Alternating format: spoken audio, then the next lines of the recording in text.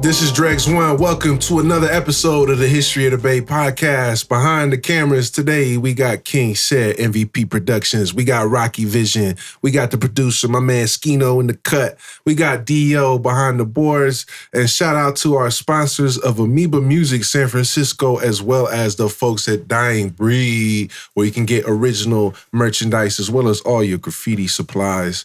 But check this out. Today, we have a very special guest, someone I've known for quite a while. She is an educator. She is an organizer. She is a journalist. She is a mother, a wife, and a dope rapper representing San Francisco. We got my folks, Miss Rocky Rivera. Hey, what up, y'all? So happy to be here. Thank you very much for coming through and making time. I know you're very busy. My pleasure. Always for the city, always for y'all. Off top. And I know you have an interesting story and you've made some interesting contributions to this Bay Area scene. So I want to go ahead and get into that. Starting with, what was it like for you growing up in San Francisco? Something that not a lot of people can talk about because a lot of people claim it, but they never really lived it. So just want to say that right there. Living in the city, you know, when we grew up in the city, when I grew up in the city, which is late 80s, all of the 90s, I feel like it was like a golden age for working class Black and brown kids because maybe it was a Reaganomics, maybe it was we were doing so well at the time, but it felt like even if you were poor and broke, you still had a beautiful view of the city. You still had your smoke spot. You still could watch our sports teams play. You could still afford to go to concerts. We could afford to do whatever we wanted. And the city was our playground. And growing up in the city for me meant meeting up with my best friend downtown and kicking it with all the manongs at McDonald's and then going shopping and then going to the Metreon, going ice skating, doing things that involve living in a huge city as a young person and learning how to navigate that. Everything, the homelessness, everything that we experience right now, I experienced that growing up. So it ain't nothing new. It's just that after the pandemic, we just started to really notice who wasn't here anymore. So back in the day, we were all out. Like the kids was out. There was a lot more kids on the bus. There was a lot of us taking the bus from my middle school, Potrero Hill Middle School, all the way to like Kezar, where everybody had a story about getting kicked off the bus, a muni bus. Remember when them windows used to open like this? Make your escape. And yeah, if you had to make a quick escape, you knew how to do it. So it was a lot of like school of hard knocks. But as I got older, I realized that I was really spoiled growing up in a city like San Francisco. It was one of the most beautiful cities in the world with the most beautiful people, with the best weed, which I later enjoyed when I was a little older. But also the music and the culture for me is what really made me proud of growing up in San Francisco. That was a very authentic answer right there. Very relatable. So. Yeah. And let's just put it on the record. What neighborhood did you grow up in primarily?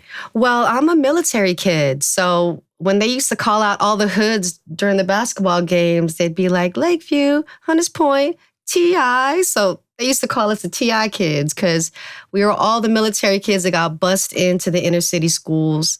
So I grew up on Treasure Island for the majority of my childhood when it was still a naval base. So it was such a weird upbringing because it was in the city, but it was not in the city. I went to school in the city, but I went to a military base where you had to show your ID, so it was safe. But at the same time, it was, from what my cousin described, it was like growing up in an idealistic socialist society where everything, where rent was paid for, water, electricity was paid for. We were all on the same accord. And then once that base shut down, I was brought into the Excelsior, and that became my neighborhood until this day because I went to Balboa High School, and I really loved the Excelsior because it was the one neighborhood in San Francisco that had the greatest concentration of Filipino Americans outside of Daly City. And I'm a very proud San Franciscan Pinay from the city, not from Daly City. So I was really excited to show the working class Filipinos that Yeah, I am proud. No, I did not move out to any of these burbs. Yeah, we did stay. We held it down. And so the Excelsior, to me, it became my home because once I left Treasure Island, that was the community that I grew up in, and I went to school and I graduated from Balboa. And as a real Frisco kid, I went to 3 different high schools in 4 years. So we always looking for the place that we're going to find home. And some people stay in one neighborhood for the rest of their lives. But the reality is a lot of us city kids moved around. And so Excelsior became my home. My last spot where I lived in the city was off of Brazil and Madrid. And I had just graduated SF State, and it was like a roommate situation. And I would just go to sleep I would look out the window at all the sideshows and just be like, oh, I love this neighborhood. It's my home. So I do miss Excelsior. If I had an opportunity to buy a house there, I absolutely would jump at that for sure. Yeah, I believe that's the most diverse neighborhood in the city. Left, probably. Yeah, especially really now. Sad. Yeah. Yeah, so I would love to go back, but I'm a TI kid at heart. I'm a Navy brat. I'm a military brat, but Excelsior in the city is really where I, put my feet down on that real soil. What was your first experience with hip hop, and what drew you into that culture? Hip hop. Well, I always talk about how for us immigrant kids, I came here when I was 4 years old. My sisters were a little bit older. It was hard for them to transition. So a lot of them ended up dropping out and not being in school. And so as the youngest of 3 girls, I had to really learn to acculture myself to American society. And one of the things that helped after I lost my language, and my first language was the culture of hip hop. And Black culture. And for me, I didn't really understand that it was Black culture at first. I just thought, oh, these people listen to this music. We listen to this music. Yeah. And growing up within hip hop, like basically, I like to say that, me and hip hop came to the West Coast at the same time. And so by the time I got to San Francisco, I was doing dance routines, the Salt and Pepper. I was in all of the talent shows, dancing. I started as a dancer with my sisters. Filipinos love to show their kids off, especially at family parties. That's how you make your money. And so I started off as a dancer, and that kind of became my entry point into listening to hip hop. And when you talk to a lot of OG rappers from back in the day, particularly my friend Jack, rest in peace, he always talks about how he used to be a breakdancer first. Yeah, a lot of people have that story. Yeah. And I'm trying to picture him, and I'm like, but you know what, though? That's, we all have tried out a lot of different things, because I know you do graffiti as well. Yeah. So my first entry point was definitely like the Filipino dance troupe from the 90s, where you get to perform at the talent shows. And I'm gonna find that footage somewhere. I'm gonna save it and I'm gonna show it to y'all one day. But that's definitely what got me introduced into hip hop, was dancing at them talent shows. That's dope.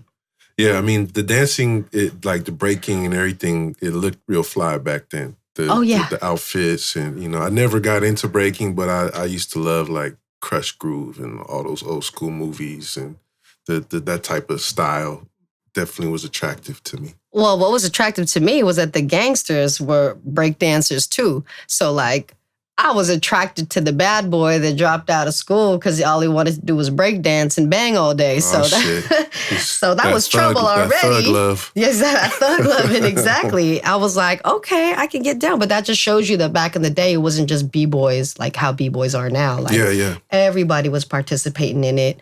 But I stopped dancing after like middle school, high school, and I was like, you know what? I'm gonna find a way to stay in this. But dancing and doing the Russian kick and doing all these flips ain't where it's at right now. I'm getting too old for that. So you have a real, like, I would say, unique like social political perspective. Would you say you were radicalized at some point? Is that an accurate term? Radicalized. I think I was politicized. Yes, because this is a pretty radical city already. Yeah. So it's almost like growing into my San Francisco-ness. I would say I'm a radical. If you really sat down and asked me about some of my political beliefs, I won't even say them on camera, because you know what I'm saying? But what like, was there any like turning point or anything that got you more invested into the community and this type of perspective on the world? Well, there's two. I'm probably thinking of two situations that politicized me. The first one was joining Law Academy at Balboa High School. Law Academy specifically because we were going over actual Supreme Court rulings that dictated our destiny, like Brown versus Board of Education, Roe versus Wade.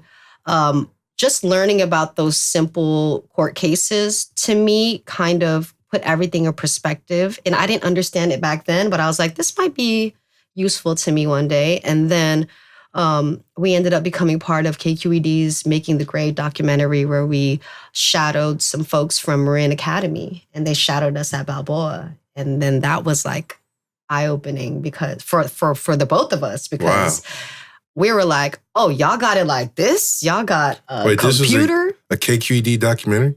I can send out there? Yes, I can send you the link. It's called Making the Grade. Wow. And it follows two of my classmates, one from Balboa and one from Marin Academy, and they're both applying to UC Berkeley. Wow. And those two classes, they joined together so that we could shadow each other and to see the disparities between two public high schools. Yeah. But one was in Marin County and one was in San Francisco. So that's crazy. Yeah, so that set me off. Plus, it gave me my first TV spot. So I was going to say, the TV thing started early. Did it also kind of set a spark with seeing the cameras and that whole process of how that stuff works? Yeah, because it's funny because me and my boy, when the cameras came into our classroom, and mind you, they're not the cute small cameras we have now. They're like the big old ones that they still had to point in your face. So we had to try to act cool and try to come up with the most witty things so that we can get that camera time. But there's a clip of me that I actually played at my last KQED show. Of me at 16 years old that my son got to see. And he was like showing all of his friends. And they're like, oh my God, that's your mom at 16? That's crazy. That's a trip. And it was like a full circle moment. But that in particular kind of politicized me to the educational struggles between private and public schools. But it was when I got to college and started going to SF State and taking ethnic studies that really gave me that background and history to really understand where those feelings were coming from of inequity, of racial discrimination, and of gender discrimination. And then when 9/11 happened, that was what set it off, basically, because I was confused. I was a military kid, and it was an attack on our soil, and for my dad was out there at Desert Storm. He served the country. And at first I was like, oh no, we finna bomb him back. No, fuck that. Everybody was high. Everybody was high tension, high, there was a lot of charged conversations. And if it wasn't for my ethnic studies professor who really put everything in perspective and taught me the reason why countries would want to retaliate or want to attack America, I might have been stuck in that conservative public school, us versus everybody mentality.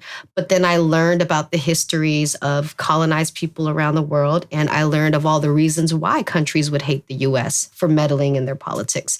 So it was really those two really important moments in my life that I was able to look at my surroundings and feel like a bigger part of something, and that I wasn't just this victim of circumstance, whether it's because I was a young brown girl growing up or it's because I was somebody that wasn't born with a silver spoon in my mouth. Amazing. I definitely relate to a lot of that. Just definitely seeing the school system and being like, why is this shit so fucked up?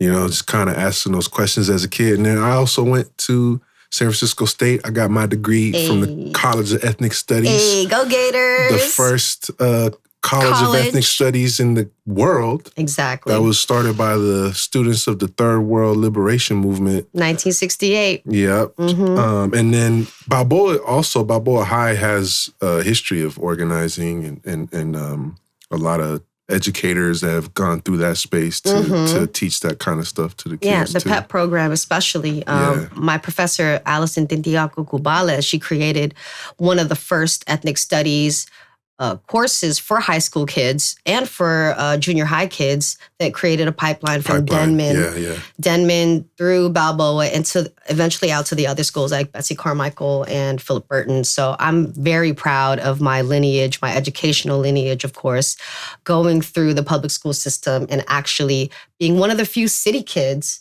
that actually, just like us, there weren't any city kids at SF State. I was very confused about that. Like, who are all of y'all? Yeah. Why y'all wearing flip-flops to school? It's cold outside. Like, I was confused why none of my peers were there. I was truly confused. And that was really what kind of set off the spark as far as whether higher education was even accessible to my peers as it was for me. Yeah, and it's interesting because there's a lot of young Filipinos in the educational space from your generation, as well as the hip hop space. And just from what I've seen, just knowing some of y'all, like seeing how those two worlds come together, workshops, things like that. It's pretty dope to see that cohesiveness. Yeah, Filipinos have a long history of organizing, and we are one of the few groups of people that have that history in the Philippines as well, with the People Power movement. And that was something that I had experienced leaving the Philippines too. So the activism was in my blood before I had even left. It just needed to be activated by certain things like what I had just mentioned. Yeah, I went out to the Philippines for about a week up in Mindanao, up in the rural I was following villages. and I saw. Right. I was so curious, what is he doing in Mindanao? I was in the cuts. I was performing in Chanela's for a bunch of little kids in the forest. You damn near Filipino now. But I was like, okay, the organizing out here is real. It's like if you don't organize, like, you won't survive type of situation. It was very grounding to see that. I'm jealous. I wish I got to have that experience. I think that's actually really amazing. And I wish that every Filipino or Philam person was able to do that, what you did. Right on. Shout out to my boy Pele for making it possible. What up, Pele? Yeah. So at San Francisco State, you were pursuing journalism as well. And what sparked that interest? Well, I've always been a writer. I've writing poetry, writing raps, writing whatever, writing in my journal. And I was a very introspective kid. I was the youngest, so my sisters were always out of the house with their boyfriends and stuff. And so I was stuck at the house with my parents, and I was always writing in my journals.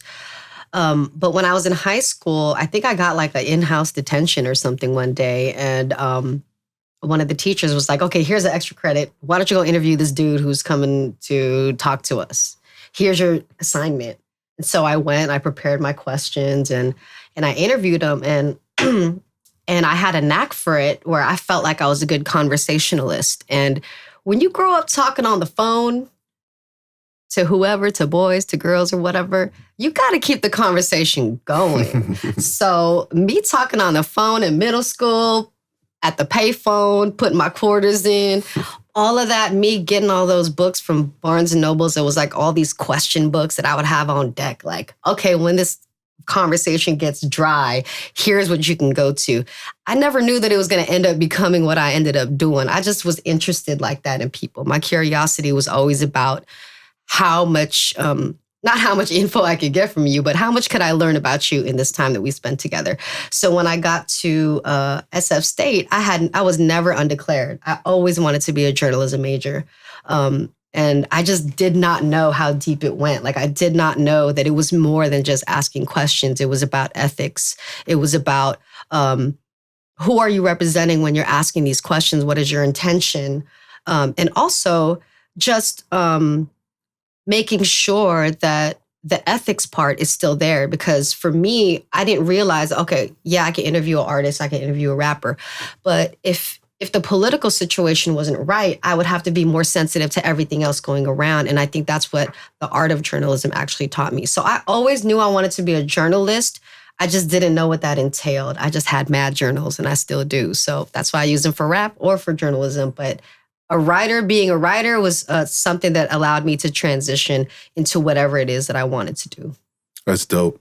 I think a lot of people who have gotten into journalism, especially hip hop journalism, kind of had that same approach where you kind of you dive in and you figure it out as you go along, because It's not, I mean, even if you go to journalism school, it's not like a set formula of how to actually accomplish that as a career, right?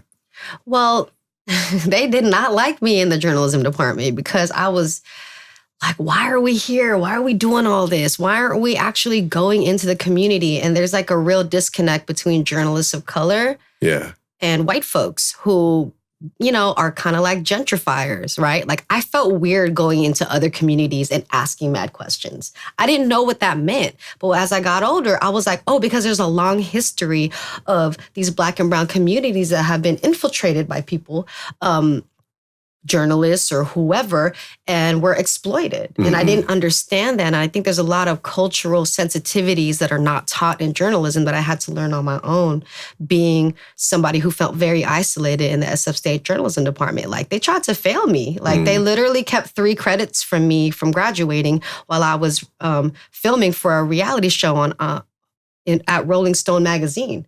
And this was for a magazine lab. Okay, like I had to go back and show them an article that was printed in Rolling Stone and be like, where my 3 credits at? Where they at? That's crazy. I was even more mad when they gave them to me. Yeah, they were probably jealous too. Like, I never got my stuff in Rolling Stone. Oh, no, I knew they were jealous because I auditioned for that reality show and so did everybody in the journalism department. And so... You know, I came up in there with my airbrush, with my grill. I knew they were going to pick me. My homeboy came in a 3-piece suit. I looked at him like hell no. This is good MTV, luck, dog. Good luck, bruh. But, you know, it takes more than just journalism to do what I do. You know, it takes a real understanding of the people that you talk to. And I think we don't have enough journalists that come from the places and the people they're trying to interview. We just have all these infiltrators and these outside people. And so I think there's more of a cultural sensitivity and a regional sensitivity that needs to happen that I think I was able to fulfill. Yeah, I understand. There's definitely like a lot of like invasive journalism. Yeah, it's like, it's not even journalism. It's just provocation, straight up. Or like fetishization, exoticizing. Tell me about that. What do you mean exoticizing? Well, like I think displaying, like, hey, you're like this weird thing on display. Let me ask you about it. Okay. Yeah, like I see a lot of Vice documentaries. Shout out to Vice. You can still, if you want to interview me, it's all good. But I see a lot of documentaries where it's like, hey, I'm Brian from Brooklyn. And today, well, not really Brooklyn, but I live in Brooklyn for the last 6 months. And today we're going to go interview the cracked out Chicago gangbangers and put a microphone in their face and follow them around for a couple days and see how they live. Yeah. And then I'm going to come back here to Brooklyn and, it's just like and that talk all about it. Yeah. Because, as people of color, we can't be that fly on the wall. Like, we can't just be observers. People are looking at us. So when you look at somebody and you say, especially at Rolling Stone magazine, where the biggest criticism of me was I only covered hip hop. Well, I'm only going to cover what I know. And if you're going to send this rock and roll dude to this hip hop show, I don't think he's the right person. Right. So I think their idea before I came along was one reporter could do every single genre. And because of who they were, a white man, they were able to kind of be the authority on everything and not be questioned. But come a Filipino girl with a grill, and I can't interview somebody like John Mayer or somebody like, George Clinton? No. Yeah. So I think there was a lot of racism and sexism that's built into journalism. And they only kind of use people that look like me as a token. They're like, oh, here's the Connie Chung. Here's the Asian reporter that can go report on Asian news and Asian things that are happening. And that only makes things worse, as we can tell from the pandemic. Right. Well, it sounds like you were pioneering in a way and probably a little bit ahead of your time in that sense. Yeah, they didn't understand me, man. They understand me now, though. It's all good. So, another thing I wanted to talk about, because you just published an article for KQED about your experience with Ruckus magazine, which was a pretty monumental magazine for the early 2000s. I definitely would pick up copies. I was trying to think, like, where did I even get that shit? Like, it had to be like Tower Records or Rasputin's. Tower Records or the shoe store or the clothing store or market or something like that. They were free. Free, yeah. And there was also Stash magazine, correct? Yes, that came afterward. Okay. That was the same graphic designer and salesperson, but that wasn't the same team. Oh, interesting. Yeah. Okay. So did that come? Did you start working with Ruckus while you were still in school? Yes. Okay. Yes, that's probably why I wanted to leave so bad, because I was like, I'm already doing journalism. What are you here to teach me? But I was probably in my last year of journalism school when I actually started editing that magazine. So how did that magazine come together, and who were some of the people involved? Well, it was a Craigslist ad. Surprisingly, my homegirl forwarded it to me. It was like, hey, I know you're a journalist and you're working on this story about Bay Area rap. Here's a magazine that's looking. And, Craigslist, you never know. You're like, is it going to be good? Is it going to be shady? Is it going to be crazy? But once they pulled me in and they realized that I was the only one on staff that was actively in journalism school, they, promoted me, and we were able to bring in a bunch of people that I knew that were legit. And so I started Ruckus when I was in journalism school, but let me tell you, 2004, 2005, 2006 was some active years for journalism. Yeah. And so when you say pioneering, I'd like to think that was just all in alignment, because my journalism career, the death of Mac Dre subsequently, and then the rise of the hyphy movement was really the only reason why I made it to the heights that I did before the entire industry actually fell apart. So it was all like supreme alignment for me. Yeah, there's a lot going on. And Ruckus was dope. So, I mean, it was like fashion, music. It was culture. Yeah. So let me answer a question from earlier. It was 2 Asian American founders, and one of them was a DJ for Wild 94.9 back in the day. And so he had the like kind of mainstream plugs. The other guy, he owned a printing press. And so our offices were right next to the printers. And that was like the real plug that made us independent from these other New York style magazines that Davey D ended up telling me later on were just an offshoot of Atlantic Records and all these other records. We were a truly independent magazine. And so we had writers from everywhere that I edited their stories. We had contributors. Basically anybody and everybody that wanted to contribute, we gave them a shot. And we put him in the magazine. So when you see it, it's not just one genre, one specific type of hip hop, or even hip hop. Some of it was R&B, some of it was reggae. Yeah. No, it was dope. I mean, it's pretty much you had East Coast artists in there. I remember there was a Ghostface interview I read back in the day. This is when me and my friends were first starting to rap, and we were like getting out. This was a hell of a time to start too, because we were around all this shit right after Mac Dre died, and doing shows with some of these dudes like Jacka and Nicotina and all them. And yeah, there was like Zion I in there. There was the mob music. There was the high road kind of music. There was Crown City Rockers. Yeah. There was DJs. Damian Marley. There was different. We tried our best because, the founders are Asian American, and I think they wanted to make sure that they felt like they had credibility in the scene, and they weren't just appropriating, and they wanted to make sure that they weren't just taking the kind of music that they like. They wanted to have a more well-rounded approach. So that's why for me, as a writer and as an editor, I was seeing like these Maxim magazines that were coming out that had more playful articles and more like Q&As and like illustrations. And I was moving away from the classic Q&A interview like Murder Dog and all that stuff. So I was like, let's have fun. Let's do a gold teeth quiz. Let's do a white tee fashion spread where we took every single white tee from every brand and we had them up. That was like my first great idea. It was like a white tee from Gap versus a white tee from Dolce & Gabbana. Like, how much do they cost? So those are the fun little things that we got to do that I think broke through pre-social media, because the Bay is, you got to live here to understand. You got to know somebody here to understand. And we were kind of just like the interpreters for the rest of the world.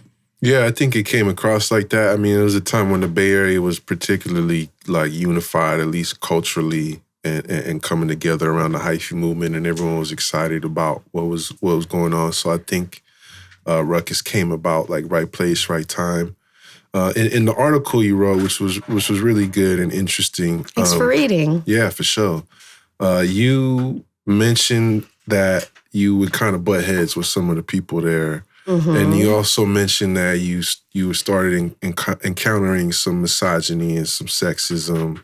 You mentioned like the dime of the month or something like that, right? Dime of the month. And I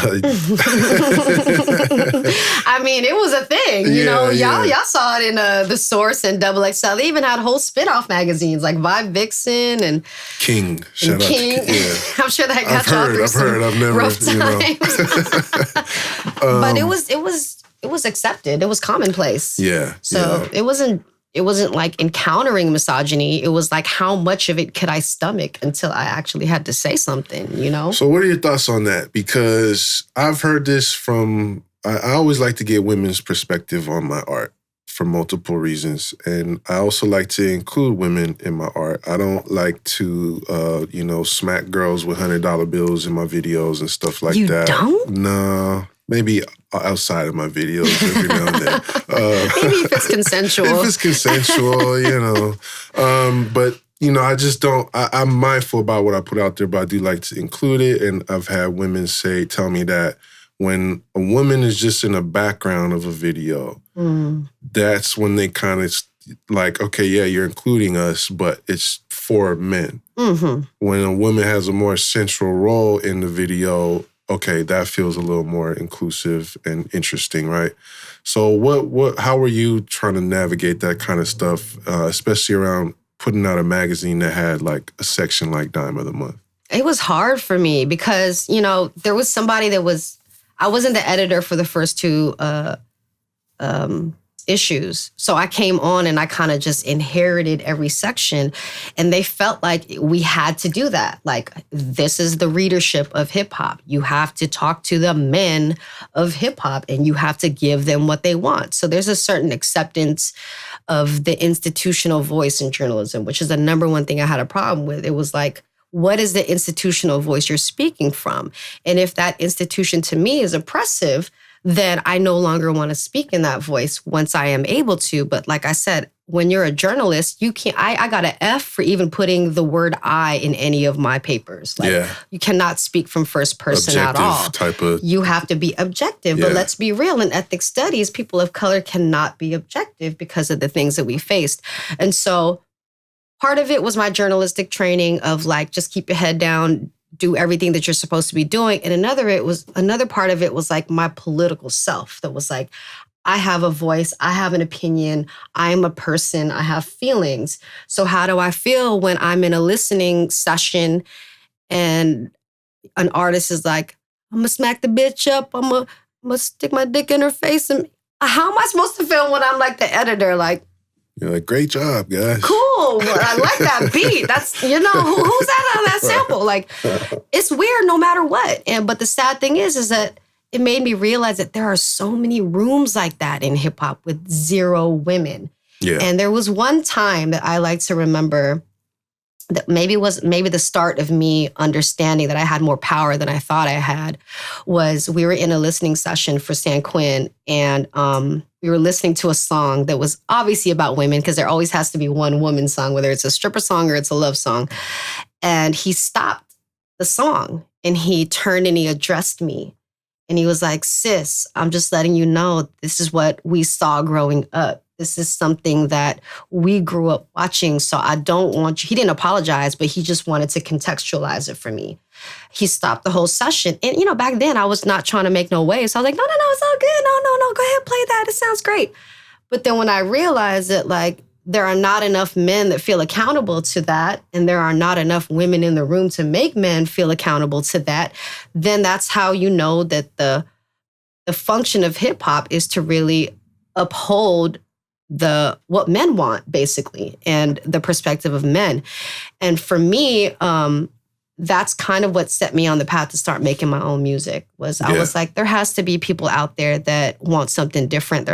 There's so many women that know every word of Too Short that want to hear something from a woman's perspective. And I think what you see right now with all the women that are out, like, we are absolutely doing that right now. It's a really interesting catch-22, because here in the Bay, it's it's a huge pimp culture. Exactly. We just had Magic Mike from Richmond on the last episode, and who started pimping at 14 and rapping about the things he was doing. And he made it real clear that he doesn't he regrets that lifestyle, but at the same time, he was a wild kid on the street with no guidance on the streets, and this is the life he was living. And then you also have that thing where, like, I think there's a lot of, like, feminism and strong, like, women in the Bay Area. But then when you hear that Mac Dre, and I treat my bitch like an ATM card. Yeah. Oh, yeah. We still say it. Yeah. We have a very special kind of feminism in the Bay. Like, we understand pimp culture. We talk pimp culture. We were once proud. We once called ourselves female pimps. And then once we grew up and realized that no, there's not really a such thing as that as far as like the power imbalance, we learned to kind of compartmentalize in that way. Just like the other men did. Like, we grew up in a certain way, but that doesn't mean that we perpetuate this behavior. Yeah. We gonna speak up, but that doesn't mean that our upbringing was wrong. It's just what it was. Yeah, I think you kind of got to put that out there because what the fuck? Nobody wants to hear somebody rapping about eating granola and fucking, you know, I mean, maybe I wouldn't mind it. There are some rappers that be out there talking about granola. Yeah. I mean, granola rhymes with a lot of stuff. Yeah, but you know what I'm saying? Like, you know, you got to have some type of subject matter that can speak to these realities that we grew up in. I've lost people to violence. I despise violence, but I don't mind listening to some gangster shit. You know what I mean? If it's done, if it comes from the right place. Well, if it's authentic. I think the most important thing is like, is this person's real experience? Is this their voice? Am I hearing their story? Or are they just glorifying a story? Are they appropriating a story? And are they accountable? And a lot of them OGs, you know, they're not around anymore. And it just shows you, it's like when you have longevity in the game, then you are intentional about your audience. And I think that this is an important time in hip hop where men need to understand, and what they're seeing is a lot of women come up doing a lot of the same behavior that they did, and they don't like it no more. They're like, oh, now y'all talking like us. Now there's this whole like Bay Area women be like, there's like a whole meme of how we be like dudes and we just be, we be like treating men like, you know, like we the pimps. And that's fine with me because at the end of the day, I think that as a woman of color growing up in San Francisco, I can contain all of those conflicting things. My favorite artist, like Tupac Shakur, is complex in that way. And we can correct the things in ourselves that we like while also saying, no, you're human. Your upbringing was different. And now that you're an adult and you know better, you're going to do better, right? So that's the expectation. Yeah, I think that's really good dialogue because I don't like when people are too much like, that's not hip hop. You're promoting negativity and violence and blah, blah, blah. It's just like, just shut up, man. Just enjoy the music. Yeah. Sometimes just enjoy the music, just let people express themselves because hip hop comes from Black and brown folks, you know? And I think that when it comes from us, it's like, oh, no, don't do that. But when you look everywhere else, it's like, this is American culture. This is Western culture. You can't just blame everything on hip hop because that patriarchy and that misogyny goes way deep and it's in every genre. So it's not just hip hop. That's right.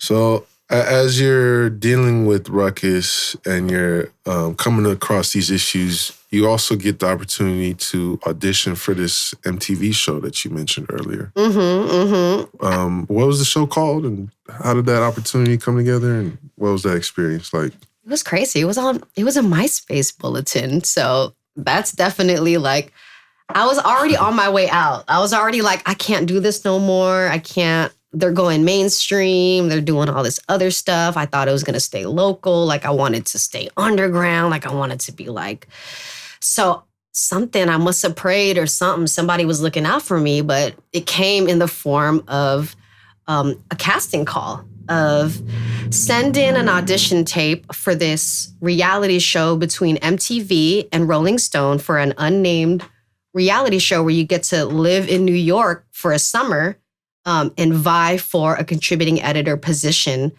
on the magazine for a year. And at that time, I was already on my way out to Ruckus and I never told them. And so by the time I had left Ruckus or they had fired me or let me go, I was already on my second round of auditions. Because I told you about my airbrush sweater, right? I made the first round. I get to LA and by the time they choose me, I'm already out the magazine. They're already trying to do it without me. And I'm over here like, bruh, you're going to want to let me film in that office that I used to have because these MTV fools are coming through right now and you're going to want to be a part of this. Right. And so it was kind of like, it was, if I could teach a class about manifestation, that would be the moment that I'm like, something that I wanted that was greater than what I had came to me and kind of swooped me out.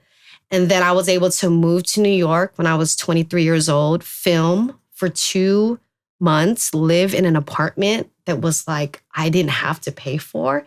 And let me tell you, that rent came under that door one day and I looked at it and I was like, y'all paying what from me? Like, this is crazy. For somebody coming from the city like that, it was like it fell out of the sky. So basically this reality show asked us to film for like, I don't know, like maybe 2.5 months.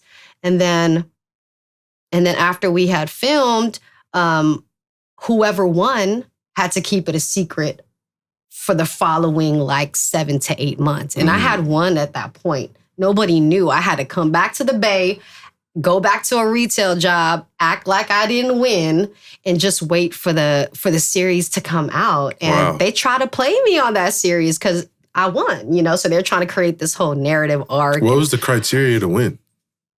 You just have to be a good journalist, I guess. I was the only one who gave sources. It was like judges or something? Or it was Rolling weird. Stone editors? Yeah, it was a Rolling Stone editor. So the thing that we knew, and the funny part was that I loved everybody on that cast. Like, we were all really good friends, and we loved each other from the moment we met. So we all made a pact at that first audition. It was like, hey, they ain't kicking none of us out. There is no elimination challenge. We finna stay the whole summer, so I don't give a damn who win. We just finna have hella fun. And we're like, all right, so we all shook on it. And basically, it was almost like whoever got the most opportunities and hustled them. And for me, it was like, what it came down to was DMX is performing in Harlem, right? I go to Harlem. I secure an interview with DMX. I get on that bus with DMX. I interview him. Nobody set that up for me. I was able just from my pimp game, you were hustling. From my mouthpiece, was able to find a way to get on that bus, talk to DMX, make him a fan of mine just because I was a true fan of his, and was able to secure that interview. I did that with Snoop Dogg. I did that with Ludacris. I did that with basically every hip hop person I talked to, and they didn't need to do anything for me. I had my own plugs. And so I was able to flex that. And at the end, when they announced me the winner, I was just super proud because Rolling Stone came from San Francisco, and I didn't know that. Yeah, it started in San Francisco as a zine, and it was a very counterculture newsletter until it went to Manhattan. And that's when it kind of sold its soul. So me and my boy Russell, who also was from the city native, we had a handshake and we said, whoever takes it home for the city, we're going to be hella happy. He had all Frisco the last day. And when I won, we were just super happy that one of us from the city took it back because we knew what Rolling Stone had become. Yeah.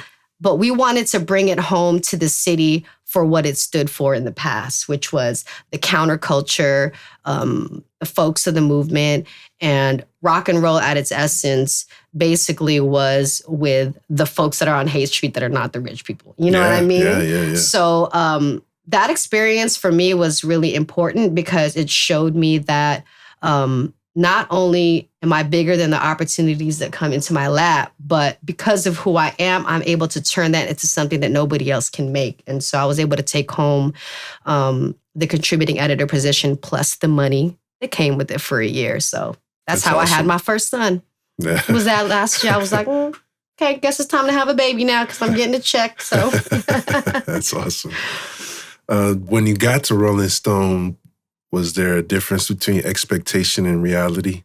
Oh my gosh. You know, they say never meet your heroes, right? Oh my. Never worked for them either. Never worked for them either. It was sad. It was like, I think a lot of us were grappling with that. The non-glamour of being in a cubicle with a whole bunch of editors that were just, you know, either Nepo babies or regular people. Like my mentor, Austin Skaggs, he was a writer, like a star writer for Rolling Stone, but his dad was Boss Skaggs, who was like a huge jazz musician. Yeah. Yeah, he used to own Slims too. Exactly. Shout out to Boss Skaggs. Shout out to and your son Austin. Yeah. So if you wanted to be a staff writer, you might have had to have a famous dad or somebody. Yeah, this is Boss Skaggs' son, you guys. Exactly. We gotta let him in. Yeah, exactly. Because the interns were unpaid. And I was like, how do you do this work unpaid? So it was definitely a rude awakening for somebody who was like, oh my God, what is it like? Is it like almost famous? Like, is it, you never know what it was like, but it was very much like any other white male-owned corporation that was, where money was the bottom line. And that was the disappointing part. Yeah, it's such a difficult thing to grapple with when you pursue a creative career and then you find out the industry is an industry. Exactly. And so that's why, I had to take my identity out of being the writer and being like, okay, it's not about me. It's not about me, in my background as a person. This is just how things work. And the industry kind of worked itself out because not too long after that, social media came around and then journalists weren't even needed anymore. Yeah, right. And so that's, whether it was me being at the precipice of social media or me riding the last wave of journalism out the door and taking everything that I can get, that's what happened. And I was able to say that I was able to reach the tippy top of the peak and say that when I wanted to work for Rolling Stone and I said it out loud, it was less than 6 months later that I was actually there in that office and working and ended up becoming a contributing editor. That's amazing. And then, you've also contributed to Double XL, The Source, Mass Appeal. Were those all opportunities that kind of came out of what you're doing with Rolling Stone? And They were and they weren't because the New York publishing industry is very cliquey. And how can I say it? A lot of the writers are squares. They're not like us. You know what I mean? So when I was coming up in journalism, I actually met this guy at the Shattuck Download or something. And I had a journalism assignment to interview a stranger. And he lucked out that day because I think he was just trying to holler at me. But I was like, okay, well, if you're going to talk to me, I might as well interview a stranger. And so I interviewed him and he ended up being a journalist. And he was like, I didn't tell you what I did. I was like, no. And he's like, I'm a journalist. And I was like, what? And so that's another one of those alignment things that I feel like happened. And so Puerto Rican cat from Brooklyn ended up becoming my best friend working for The Source while I was at Rolling Stone and got me my first cover stories, not through Rolling Stone, but because that was my best friend. Wow. And not only that, but my very first cover story was after I won was for Kimora Lee Simmons. And they were like, why is Kimora Lee Simmons on The Source? Yes, I get it. But because she was an Asian American woman and she knew that I had just won, she wanted an Asian American woman to write her story. So that was like my first. She requested that to my editor at the time. And so once I started getting those opportunities, I started having really good relationships with my editors, like my editor, Ryan Ford at The Source. I couldn't get into Double XL because Elliot Wilson is a whole nother story, but I was able to get to pitch it to Double XL. Before then, I was at Mass Appeal, which I loved Mass Appeal. And the editor was McLean Jackson, who was from Berkeley. And he actually linked up with me and was like, yo, we need somebody out in the Bay telling us these stories. So basically, when Hyphy popped off, they needed an expert. Yeah. And I was already there, primed and ready to go. And that's how I was able to get my foot in the door and then make those relationships with not just my friends, but the editors that needed a voice like mine. Yeah. That's a lot of groundwork. We're talking, just going through this story as I'm hearing it from beginning in high school all the way to there. It's a lot of work you were putting in. Yeah, definitely. But it seems like in the span of my life that maybe it only happened in like a couple years. So It just shows you that like when things happen, you got to be ready. You got to maximize it. And then also you got to also learn to walk away when it ain't right. So yeah. Is there one particular piece that you wrote in those times that you're most proud of? In those times, the Wu-Tang piece. I wrote a piece on Wu-Tang, and while I was interviewing them, and let me tell you, they were all in the room. They were all in one room because they were all touring for Rock the Bells. And their publicist said, you are the only U.S. journalist to interview all of Wu-Tang Clan. Like as I was doing it, I was like, oh shit, I'm mad nervous. But it was something like, and I was pregnant. I was 7 months pregnant with my son. So he technically met Wu-Tang while he was in the womb. But I had to win them over because as an artist now, I know you don't want to do interviews with journalists. You never know what they're going to ask you. You never know how they're going to come. And when I came in there, being the conversationalist I am, I was able to engage all of them. Method Man, he didn't like journalists, so I had to talk to him later on the phone, and because of Wendy Williams. I was going to say, that's exactly what came into my mind. Exactly. So he did not want to talk to me. He was giving me one-word answers on the phone until I asked him. I said, okay, here's a question that's off the record. What's better, Amsterdam or Cali weed? And then that's what kind of opened him up to talking to me more. And I basically was like, listen, I'm not like them other journalists that you used to. Like, I'm a freelancer. And also I'm on the show called I'm from Rolling Stone. And he was like, word? Oh, yeah, I was shooting with Russell for the scene, blah, blah, blah. So he was actually shooting with one of my castmates and he knew exactly who I was.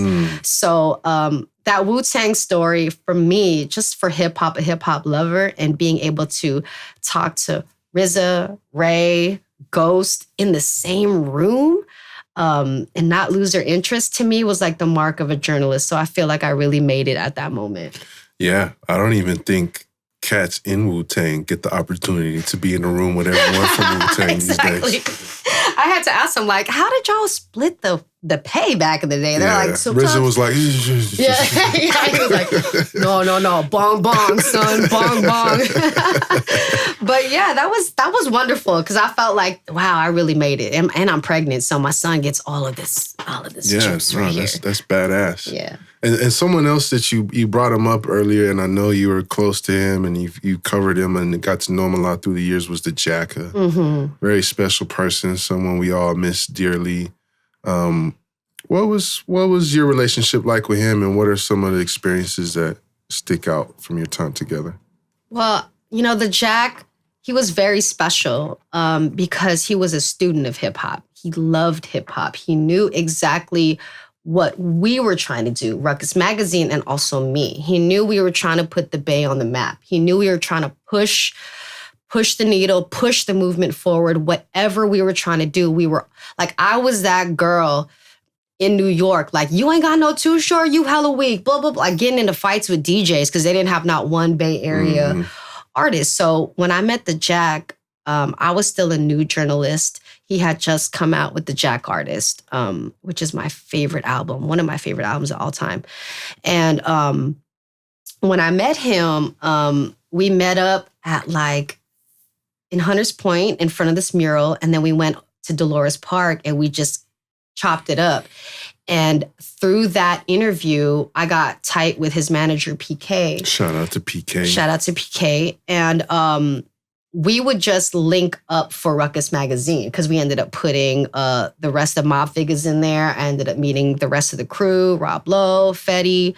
I never met AP9. I met some, just the Bay Area ones. And first of all, that album was amazing. Jack Artist. Monumental. That was during a hyphy time where that was not a hyphy release. Yeah. But it was a Bay Area mob music style release. And it was just such a representative of a bridge between East Coast and West Coast. And every single song was amazing. And I just couldn't believe there was an artist like Jack that existed that nobody else knew about. And so for me, I took him everywhere I went. Like when I went to Rolling Stone and they asked me my 3 favorite albums, I said In a Sentimental Mood by Duke Ellington and John Coltrane. I said D'Angelo, Voodoo, and I said Jack, the Jack Artist. And so when I won Rolling Stone, the first thing that he said to me was, you put me in Rolling Stone magazine. I love you forever for that. And I said it was nothing. It was literally nothing for me. And that was the kind of relationship that we had, was he knew that I was always going to look out for him on the journalism side. And so that when me and my cousin would roll up to the spots, he would make sure we got in safely. He would make sure we were never waiting in line. And that's not how a lot of artists roll. They would strong arm people to make sure that we were safe and that we were cool. Any backstage that I went to where I saw him, he could be in a room with a bunch of guys and I'll walk in there and it's all love. And everybody in that room had to respect me simply because I had a relationship with Jack. And so that was the kind of relationship that I never had with any other artist. So when he passed, I was actually working at Castlemont, a couple blocks away from where it happened. Right. And it was really hard because I had taken a break from writing for a long time and was just not wanting to do it, just had lost the passion for it. And so after he passed, Vice, speaking of Vice, Noisy hit me up and asked me to write a memorial for him. And that was actually like my comeback article. Oh, yeah. I believe I read that at the time, actually. Mm-hmm. Yeah. I hadn't written for a long time, and I have felt like I had owed it to Jack to write something from somebody who actually knew and loved him, because I know how they be trying to do us when stuff like that happens in the news. So he was an amazing person, a beautiful person. I'm not trying to make him look like a saint, but he treated me with the utmost respect in my family. Sure. He was the type of person that knew how to value those kinds of relationships and how to respect. He was a really respectful guy. Respectful and accessible. And he will stop and talk to anybody that wants to get some game from him. And that's like, to me, is like such an indication of a Bay Area artist, that they're just giving that game away for free and not being stingy about it. Like, he was a true artist through and through. And that's why, for me, like, I wrote a song about it, called Brother Like You on my last album. And I just said that Bay is never going to be the same for me again. Yeah. So I will always look back on that time with fondness, but it will never be what it was for me. Rest in peace, Jack. Rest in peace, Jack. Love you. Happy Jack History Month. That's right. Yeah. Divine time right there. As we were talking about making music, I think that's a good transition to segue into the birth of Rocky Rivera, the artist. You said you were writing. I assume you were writing rhymes and stuff the whole time. But in 2010, you decided to come out with a project, self-titled. Self-titled. I dropped Rocky Rivera. Well, I first dropped a mixtape called the Married to the Hustle mixtape. And that was kind of like during the streetwear era. So I had like my folks at Magic passing out CDs and stuff for me, like free mixtapes. That was like kind of like dipping my toes in it, because I had learned how to record myself and do stuff like that because I moved down to LA. But the first album for me was like a big deal because, it was the first time that the technology was actually accessible.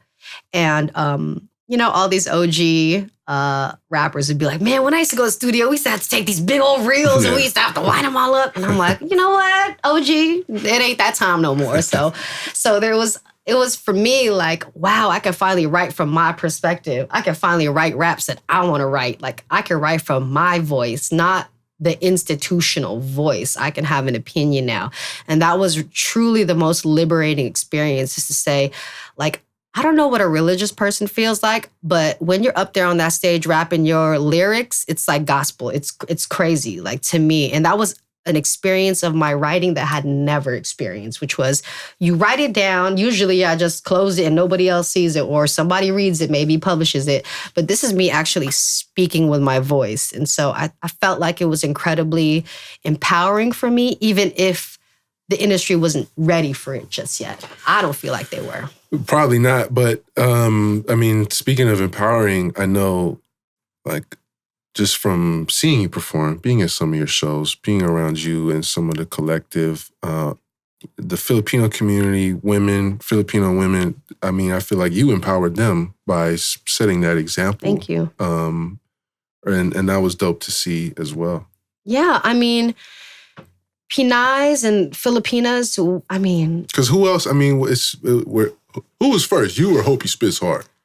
Me and Hopi used to live together at Brazil and Madrid. So we dropped at the same time. We even shared a producer. Is that right? Okay. Yeah, that was my, we even have a song called Sko Nails together that talks about all of our favorite nail shops on Mission Street. So I'll play that for you someday. I gotta go bump that. That's it's called Sko Nails. It was supposed to be a riff off of Pro Nails from Kid Sister.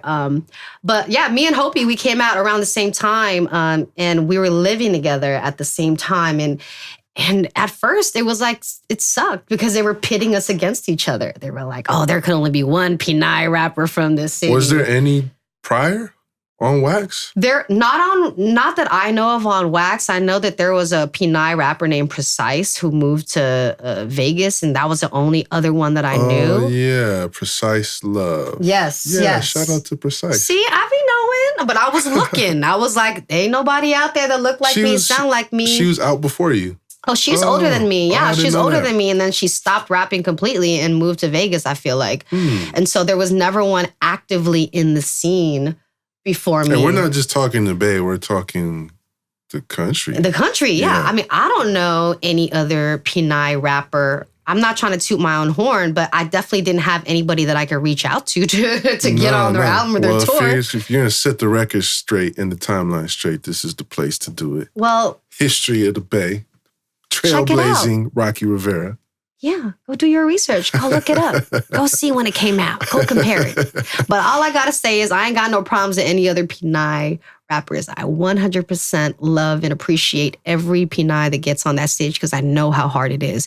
Shout out to my girl, Hopi Spits Hard. Shout out to all the women in the Beat Rock Music Collective, including Faith Santia, Ruby Abada, and Classy, who we got a dope-ass song called Us, representing all the Pinays and holding all the different styles of hip-hop that we do because there isn't just one style that we're doing. Yeah, I mean, it's been dope for me to see that, just looking back on it now, because we're talking offline about when I first met Bamboo, and I first met you, and first getting around some of the this beat rock movement. Shout out to Kiwi, shout out to Pele, shout out to Power Struggle. Looking back on it now, you can see where all that stuff has gone with what Ruby is doing and some of the other artists that you mentioned. And it's cool to see that evolution. Yeah, and it needs to happen. And I think that when we made that collective, it was to prove a point, to say that, you know, you don't have to have like the one conscious rapper on your label. You don't even have to have the one conscious rap woman and the one mainstream. You don't have to do that. You can make the kind of music that you want to make from a community-based perspective. So big up to Beat Rock Music for showing us that it's possible to do that. But before we get into Beat Rock Music, I got to ask on my Nardwuar shit, what is Guerrilla Bus Fare Music? Guerrilla Bus Fare Music. Guerrilla Bus Fare Music came from a blog that I used to write called Guerrilla Bus Fare. Okay. And that's a dope title. Yeah, I know exactly what it means. You're talking about sneaking on the back of the 49 or something. Exactly. Yeah. Exactly. You know, us city kids know all. I told you about all the muni bus stories that we got, but for me, it was like about the everyday political prisoner, the everyday warrior that's just dealing, you know, like it's not about guerrilla warfare every day. Sometimes it's just about getting enough money to get on the bus. And back in the day when I was on them blogs, a lot of motherfuckers was hating. They were like, she's stupid. She sound like shit. She does just all sorts of shit. And what I had read was the only way that you can combat that is to have something else that they can find, that people can find you. And so my first readership and my consistency, that's not even a word, my consistency of writing now was kind of eked out from having that blog called Guerrilla Bus Fare. It was sick. I had like this yellow school bus that was all like laced out, like for my header, you know, on my blog spot or whatever. Right. And it wasn't journalism, but it was a way pre-social media for people to really engage with me after seeing me on television. And the way that they edited me was hella racist, you know. The way that they edited me was hella sexist. Like they even edited me to sound like I was trying to holler at an artist when I was just literally... They like chopped up the video? Yeah, no, they absolutely did. Like, because they were like, I was talking to LP That's dirty. Of Def Jux, and they were asking him like, who would you collaborate with? And they cut it to like, oh yeah, I can hook up with you and do like something. What the fuck? I was like, what? He ain't even my type. Like what? Like of all the rappers, LP? Nah, that's not. I mean, no diss to you, LP. But I'm just saying, like, how you gonna do that? Like, come on. Like, I know what I'm getting into. Like, don't do that. So it was a way for me to speak with my own voice and also combat all the haters and all the comment blogs pre-social media. So Guerrilla Bus Fare, I was busting on fools too. I was getting into my little internet beefs and like going off on people. And I even like went at Jeff Chang at one point and was clowning on his, like, him having his belt all the way up right here. And that caused all the hip hop stylists to come calling me a diaper baby and stuff. And he paved the way for you and all this stuff. And I'm like, he ain't paved the way for no. I was like an internet banger back there. Cause I was like, there ain't no report button back in the day. There ain't no like block button back in the day. You just got to kind of take it. So Gorilla Bus Fair for me was kind of like, that was how I was in real life. Like, I'm not letting you get away with disrespecting me. I'm not going to let you speak on me. I'm going to take full control of my words and my narrative, and I'm going to have the last word. So that's really what that represents. I knew there was a dope story behind that. That's good. That's a good one. I like that. So you went into your career as a rapper in touring, releases, learning the game, getting exposure. At what point did you meet Bamboo? Yeah, that's a good question, because my son seems to think that he created me or something, because I'm like this. He thinks that Bam created you? Well, I created him. So I said, first of all, you be quiet. Second of all, how else would we have met if I wasn't already out there rapping, you know? And there's many versions of the story, and I wrote in my book that there is an EP that exists. Called Thanks for the Weekend Part 1, 2, and 3, where it's basically him trying to holler at me and me being like, nope, nope, nope. But he hollered at me during the show, before the show. And I was just so like... Before the MTV show? Before the MTV show. And that's why I named my mix. Some like, oh, you're a journalist, huh? Well, he was trying to get a Ruckus. He's still mad at me that he wasn't able to get a Ruckus magazine. For those who don't know who we're talking about, shout out to the homie Bamboo, amazing rapper, activist. Love you. Originally from LA, based out here in the Bay Area now. My partner, my life partner. Yes. We're not married though, so. You're not married. I'm his wifey under common law, but you know, as a feminist, I don't really believe in all that wedding shit, so that marriage shit. But we met because he came up to me at Hip Hop in the Park, and like Kiwi was like, hey, yo, there she goes, the editor of Ruckus magazine. Go try to get in that magazine. And he didn't know that I had already been fired. So I was sitting there with some outdated business cards. I like how Kiwi sent him, like, go get her, bro. We got to get in this magazine. She's there. Yeah. And so he came in, was like trying to talk to me about grills or something. Okay, he's from LA. Okay, what LA guy you know about grills? So he was like, where did you get your grill from? I was like, oh yeah, I got her from Brooklyn. It's at this spot. And I knew he was not really trying to ask me about no grill, but I was like, you know what? I'm going to talk to you for a second, then I'm going to go this way. And then I gave him my card. And when he called it, the number was already disconnected. And he's like, oh, she played me. So then when he met me as a rapper, I was with this crew called Rhapsodistas, and I started rapping, and we opened up for his crew, Native Guns.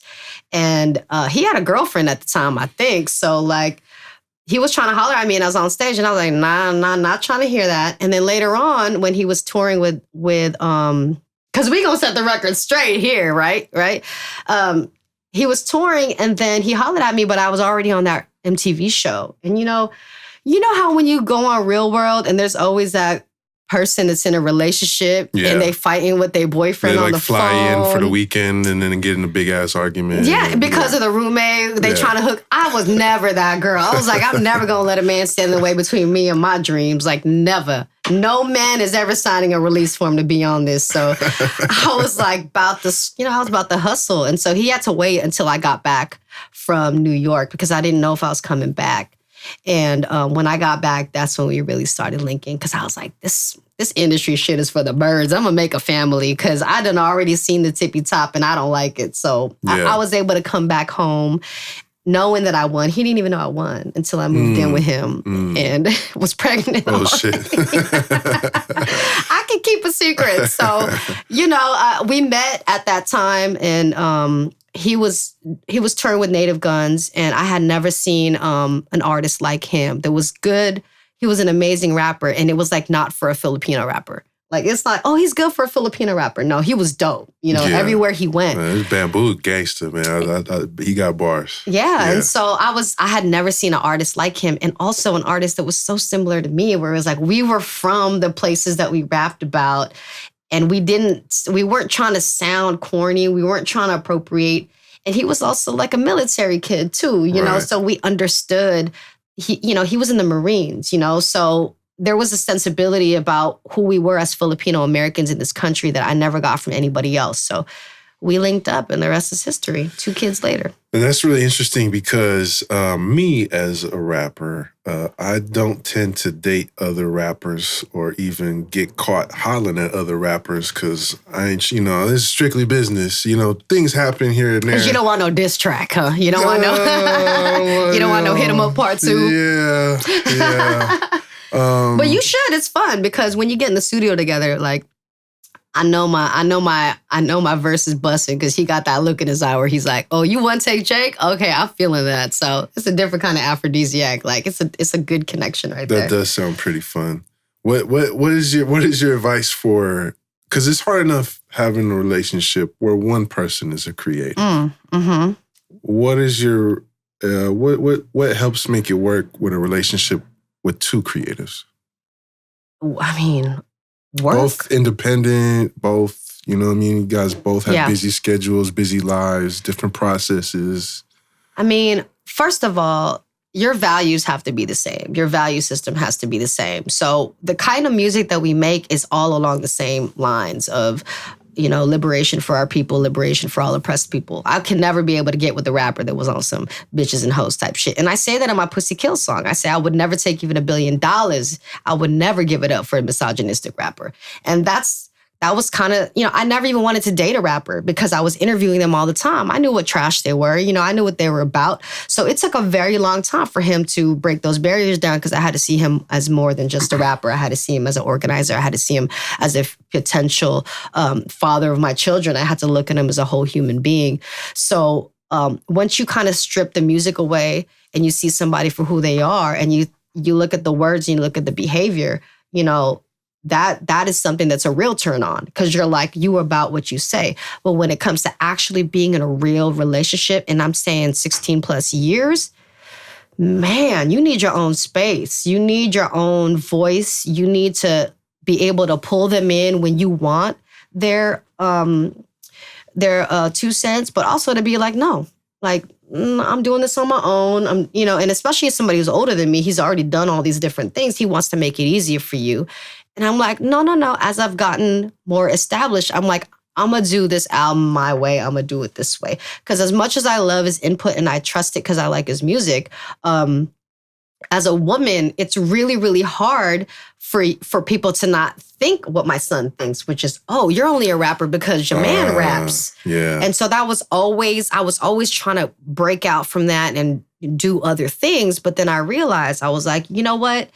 If you're a creative, no matter what you do, you're going to attract what you love. You're going to end up meeting an amazing woman rapper that can probably rap the shit out of a fucking love song for you. That would be amazing. But I'm just saying that like he wrote me so many love songs in his style of rap that for me is like, it's kind of like the old school, like getting a love letter from your great grandpa and reading it to your great grandma. Like, this is just our story. This is our medium.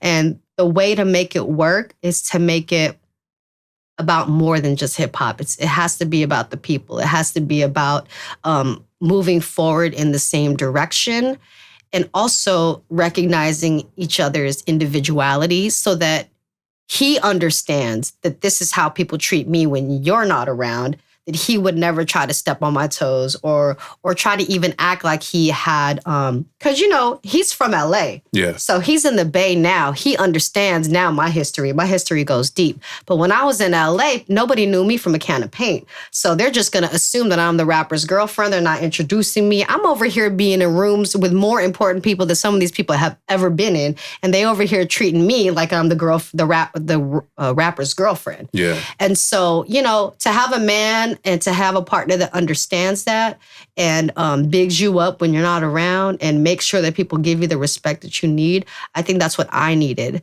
But as far as for a creative to be in a relationship, I know that you're going to attract what you want. And so whoever is the more successful of the two or whoever is the one, you're going to end up switching places eventually. And if you're not okay with that, then it's not going to work. Some years he stayed at home with the kids. Some years I stayed at home with the kids. But that's what happens when you're together for a long time, is that you guys end up taking roles and switching places and not saying that this is for you and this is only for me. That's the only way we were able to make it work. That's deep. I'm sure that information is going to be very helpful to some of our listeners out there. I hope so. And if you rap and you are interested in Dregs One, I think he's taking some application. No, let me know. Let me know. I don't know your situation. Application's closed. She doesn't rap. She got her own hustle going on now. And we make it work. Shout out. Yeah. I mean, do you want to end like that or what? Shout out to you, homegirl. You ain't got to rap. I'm sure you good. Shit. Maybe one day. We'll see. Okay. You've been really active on Patreon lately, which has kind of been a recent platform to emerge. I'm thinking about getting into it because I see some people doing dope stuff on there. What attracted you to that platform, and what have you been doing to make it work for you? Well, first of all, shout out to all my patrons. A lot of them have been with me for 3 years strong since 2020. 2020 was the year that I started because as a working musician, I can no longer get on the road during COVID. And that's my livelihood, like doing shows. And I was like, what am I going to do now? How am I going to support my family? I have a daughter that's like 2 years old. I can't work. I can't go to work. And so I leaned on my community and the solidarity they have for me and who I am. And I said, hey, I'm gonna go on this platform. And it was kind of the transition to like what they call Web3, which is where it's like direct to consumer. And we all know that, streaming doesn't pay us nothing. And so I was really banking on the education of my fans to be like, support is one thing, but solidarity is another thing. Solidarity means you rocking with me for life. And you're not just going to take your support away from me when you feel like it. And so here's a way to put your money where your mouth is. Support me while I write my book. And so a bunch of people supported me. Almost 200 patrons contributed to me writing my first book. And till this day, they've been supporting me every month as my income because of the skills that I gained with Gorilla Bus Fair blog, the consistency that I have, how I can deliver not just writing, but music and merch in one place. I think I really came into a situation where everything was centralized already for me, where I was already moving in that direction. And if you are a content creator and you know that your work is of value and that you are eternally curious and you always want to know and have these conversations, then Patreon would be a good place for you. You just have to make sure that the people support you are in solidarity with you, because once they realize that they can't get it for free, do they really support you if they only want it for free? Like, what kind of relationship is that that you have with your fans? So some people that have been with me, they don't care if I put out another book or another album. They just want to see me succeed. And that's the kind of relationship that you want to have with your fans. And if you have that with your fans, which I've been able to maintain for 10 plus years strong, then it's a good place for you. But even with that, it's getting harder and harder, because once people have given you a certain amount of money, they're like, they want to get back to that capitalistic, like, well, what you gonna give me? You gonna drop an album every 2 months, or you gonna do this? And then they get back to that breakneck expectation of new shit. Oh, I want an album so I can digest it in 1 weekend and move on to the next album.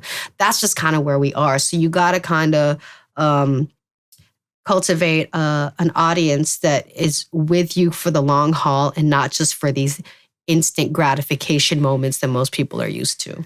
Well, when you actually invest in your fans and you show them respect and appreciation and you make that personal connection with them over years, like people I've met through, I love your music. And then like 5 years later, it's like we're homies. Yeah. You know what I'm saying? That type of personal grassroots connection lends itself to that kind of support over time. Yeah. And, and if you're the first of anybody in your family or of your community, people want to see you succeed. And that is something that I would not be here if it wasn't for the support of my community in that way. Like they have kept me relevant in those moments where I didn't know if I wanted to continue rapping or writing. And all these years later, still being in the game, it really is because of that relationship that you talked about, where it's like they're not just in it for seeing you on stage, they want to see you win. And I think that's the kind of relationship we need to have with our audience.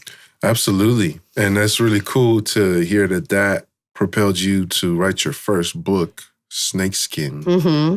Dope title, dope book. I still got to check it out, but everything I've seen looks really cool. Break that down, what that book's about and the process of creating it. So Snakeskin, for me, I wrote it shortly after my mom passed during the pandemic. I don't really recommend writing a book when you're grieving, but writing a book in a pandemic, it felt like I had no other choice. There was nothing else to do for me but finally do the things that I wanted to do, which is write a book. Luckily, I had people to support me financially. That's where my Patreon came in, that they were able to give me the time and space to grieve my mom, but also to do something that I had always wanted to do and had never had the opportunity. So I've never written a book before. I didn't even have an editor for it. I didn't even know how to lay it. I didn't know how to do any of it. But I was like, guess what? Nobody's outside. Nobody's calling you to come out. Nothing's happening. So if this isn't the moment for you to write your book, you're never going to write your book. So I approached it as kind of like an album. Like I have a set number of essays, and in the back is the lyrics to all of my music. And it's basically an explainer of all the songs that I wrote, the controversial songs, the songs that got me in trouble, the songs that I learned from, the interactions that I had were mad disrespectful, the ways that I was exploited by higher education. I mean, I like to get juicy. You know, I know that's what people read it about, but really it was about, here's my story from my perspective. Stop asking me this damn question. Here it is. Here's the record. Here's the lyrics. You read it for yourself and you holler at me when you're done. And it was a way for me to say to my fans, this is a love letter to you, but also to my critics and say, okay, I said it. Now what you gonna do? Now what you gonna do? And it was a way for me to address everything that people had ever kind of aimed at me in a negative way and really contextualize it and be like, I need you to understand that this is harder than it looks. There's a whole story of how things happen and you only know a little bit of it from social media. So are you going to rise to the occasion and actually read the story, or are you going to move on to your next target? And that's what a lot of people do. They move on to their next target. So it wasn't just for the haters, but the snakeskin metaphor for me is, you know, I have a snake now. Shout out to Mango. He's my he's my mascot. And, you know, you learn about nature as a woman. You're very close to nature. So you realize that a snake, you know, it sheds its skin every couple months and it stays essentially the same. It just grows. And the skin that you shed, it should be a process that we all have. We all shed all these old versions of ourselves into newer versions. And it doesn't mean that we're that old person anymore. It means that was a process to get to who we are today. And so I wanted to invite my audience to look at my growth as like snakeskin. It's like, let me look at this one version of myself that I once was. Let me appreciate it and thank you for keeping me alive, and let me throw it away so I can continue to grow. And I think that what cancel culture does is it's very capitalistic. It says, oh, you did this bad thing. Let's throw the whole thing away. Let's throw all of Dregs away. There's nothing else about him that's redeemable. And that's not fair, because as humans, we make mistakes and we are not the worst things that we've ever done. And however can we learn about our mistakes if somebody doesn't show us with love why it was wrong? And we are so ready to jump down somebody's throat and throw the whole motherfucker out that we don't realize that that's actually serving the purposes of the greater forces that want us to be quiet. Like, we're actually doing it to each other. And it's a very crabs in a barrel situation where it's like, well, let me call this fool out and let me put this out there. And you're not realizing that people have whole livelihoods. You know, like, for example, if you're trying to cancel me, then you're trying to take money and you're trying to take food out of my kids' mouth. Then I'm going to have a problem with that.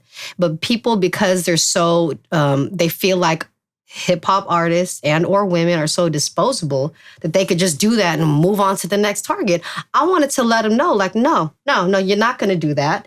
And you're gonna respect my humanity. You're going to read my story. You're going to see that I bleed just like you. And you're going to look at the way you approach people differently.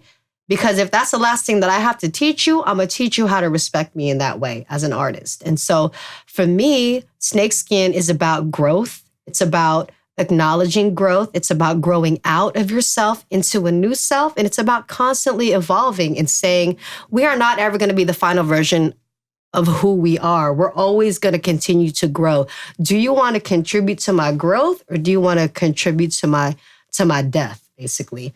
And so it was, when I wrote that book, it was really a primer on how to treat a community artist. Like, don't try to throw me away. No, you're not going to do that. And a lot of the people that do the canceling are the most privileged people of all. They never had to make it through the struggle. So I wanted to it was a testament to my fans, really, because everybody on Patreon that actually funded the book is in the first page. And it was a love letter to them more so than to my critics and my haters. Well, it sounds really personal. It sounds like it was a very therapeutic process. Mm-hmm. And the fact that your supporters helped you make it happen. Those are obviously the people who are most invested in you and most interested in hearing these different sides of you. So it sounds like it was an amazing process. And it was. It showed me that, that there are people out there that just purely want to support you. Yeah. And they believe in you. And that's an amazing feeling after being in the game for so long and being so jaded and being like, I still don't see an artist like me out there. I still don't see somebody who represents me up there. It doesn't mean it's not going to happen. It just means it's going to happen when it's supposed to happen. And those little things that keep you going, that's what that book represented to me. It was like, it was not just a culmination of who I was as a person in my music, because it had my lyrics in it, but it was like just an example of how far community support can get you, no matter what. So it's something that I hope other artists look at and say, hey, yeah, maybe you don't want to rap no more. Maybe you could write. Maybe you could write a memoir. I think everybody should write a memoir, actually. Yeah, I think you would look at your conflicts in your life in a different way if you were forced to put it on paper and be accountable to it. Yeah. And not only that, but you have to choose in that book or your book what you want to put on the record. And there's something that's very scary about that in this day and age, but also something that's really like, I don't give a fuck. I'm going to say it now. Yeah. Here you go. Oh, you're not going to read it because you don't read? Well, there you go. Can't criticize me. Yeah. And it's like what they said about, I'm not trying to misquote it, but they were like, if you want to hide knowledge, put it in a book. Yeah. So that's why I was like, you know what? Y'all keep coming at me with these different things. So I'm putting this book. So there you go. If you don't want to read it, then that's on you. But I already got it out there and I'm already moving on to the next thing. So can you please, So it was more so like for me to stand my ground and be like, this is more than a rap, even more than an article. This is me. That sounds amazing. That sounds very fulfilling. And it reminds me of something I always say. Here's a little nugget from Uncle Dregs. Don't worry about who's not supporting you. Focus on the people who are supporting you. And exactly. You'll be a lot more successful and a lot happier. Exactly. And you'll actually be able to get things done instead of like ruminating over people hating on you. And look at this woman. Look at all the amazing things she's done that we've just covered today in just a short few minutes. What else is coming next for you? Are you going to keep blazing trails? Are you going to keep kicking down doors? My kicking leg is tired, man. It's hard to blaze trails because the first one out the gate is the first one to get the bullets. So I'm tired of getting bullets, So I think women in hip hop, they're doing really well right now. And I'm really super proud that there are more than one, more than two, more than four women that are out right now. But for me, it's been a minute since I dropped an album. I dropped an album in 2018 with Women's Audio Mission called Rocky's Revenge. Oh, shout out to them. Shout out to Wham. I've seen them around. Yeah, shout out to Wham. I was able to record my last album all in the South of Market, which was really amazing. I've never done that. And this will be my return to beat rock music. I haven't done an album with them since Gangster of Love, and it's my 10-year anniversary of Gangster of Love this October, which is crazy. So, I did know I'm together, but that was more of an EP. So this is like my first full-length album with beat rock music, post Snakeskin. So it's almost like I turned over that new leaf. I shed that skin, and I'm excited to really flex how far I've come, not just as a person and as a writer, but as a rapper and as somebody who really loves the craft of hip hop and loves rapping on stage. Like, I'm just excited to do more bangers, to do more songs that make women feel good, that make men feel a little scared, but excited also.